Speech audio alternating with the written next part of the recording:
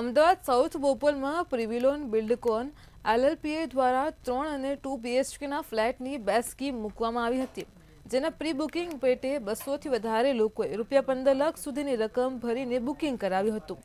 Pre booking બાદ બિલ્ડરને જમીનના માલિક સાથે કોઈ સમસ્યા થતાં સ્કીમ પડતી મૂકી હતી. એડવાન્સ બુકિંગ કરાવનારા લોકો પૈસા લેવા માટે પહોંચ્યા તો બિલ્ડરે પોતાની હાલમાં કોઈ મૂડી ન હોવાનું કહ્યું હતું. આ 2 સ્કીમમાં 200થી વધારે લોકો પાસેથી 40 કરોડથી વધુની રકમ ઉઘરાવી છે.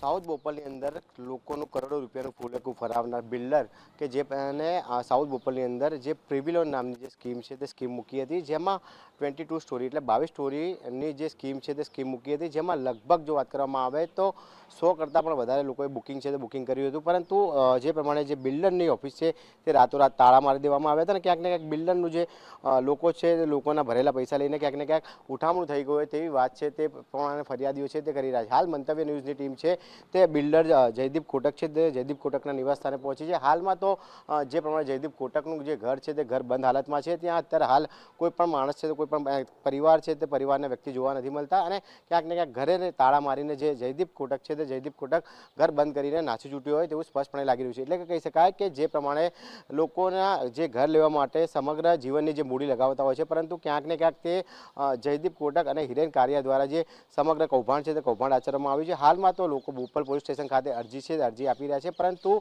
50 કરોડ કરતાં પણ વધારે જે લોકોનું જે ફૂલેકું છે તે ફૂલેકું ફરાવવામાં આવ્યું હોય તેવું લોકો પાસેથી માહિતી મળી રહી છે.